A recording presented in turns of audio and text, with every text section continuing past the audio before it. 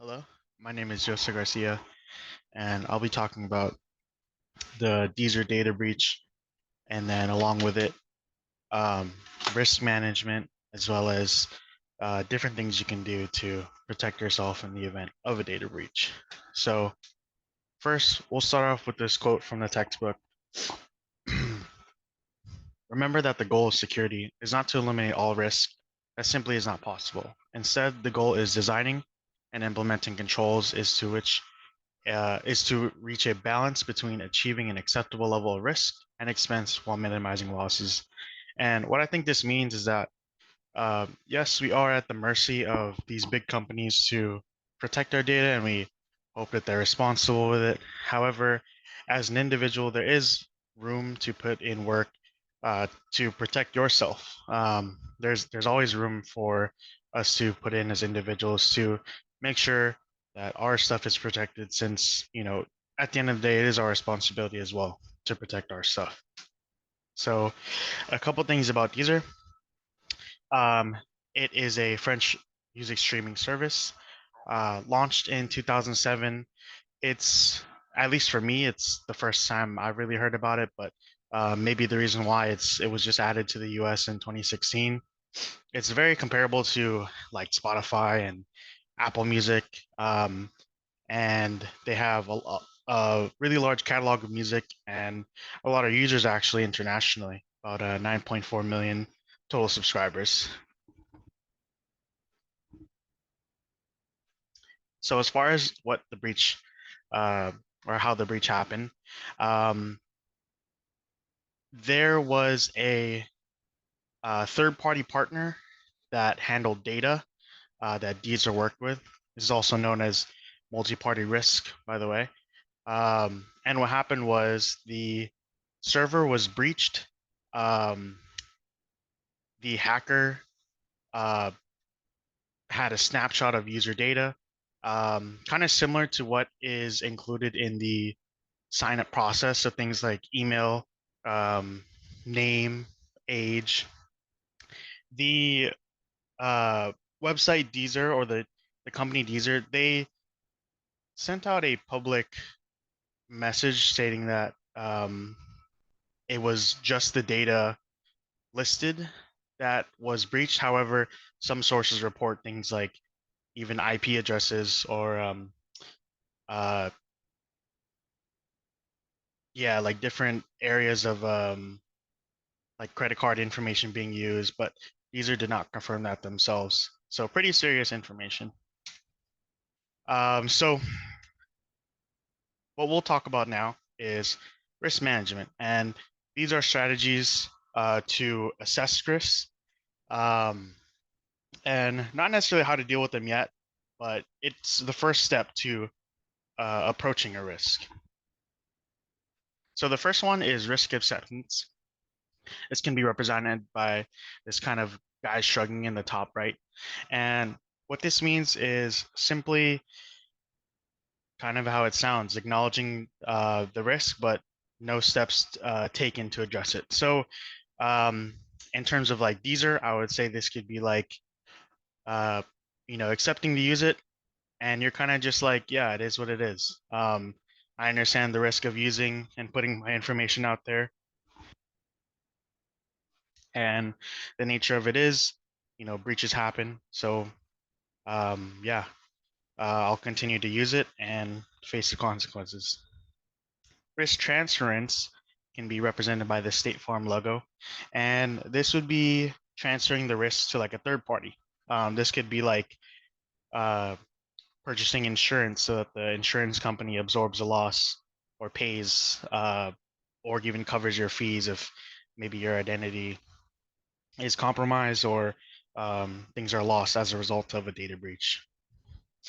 And then risk avoidance could be represented by the stack of blocks that spell out risk. This could be ultimately not using the Deezer application at all. So, you know, completely opting out and not using it so that your data isn't out there. Or it could be if there are optional boxes to fill out, whether it's like you putting in your age or your name if optional. That could be risk avoidance. And then risk mitigation is the steps you take to uh, address the risk and make it less serious, whether it be like, um, I don't know, using an ad blocker to um, prevent data being tracked, or VPNs to mask your IP address and things like that. So now that we know about risk management and as far as the strategies to go, we'll talk about controls, and specifically controls to protect yourself in the event of a data breach.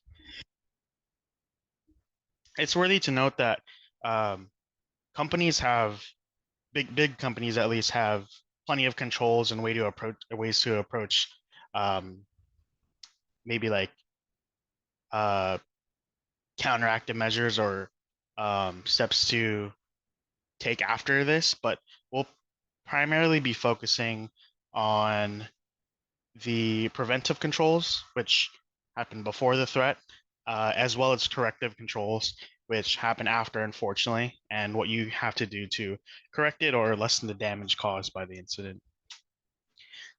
So for the first one, we'll go with securing your accounts. After a data breach, maybe passwords are out there, login information. So the first thing to do, of course, is to change your password. We want to secure your accounts, making sure that no one else has access to them, and restricting access to it from anyone else potentially. And the way to do that is creating a unique and lengthy password. The more unique and the harder to guess, the better. Uh, Easier ways to go about this or to help you out are things like password managers. As you can see in the top right, this is an example of 1Password. They can help you scramble like super long, unique passwords.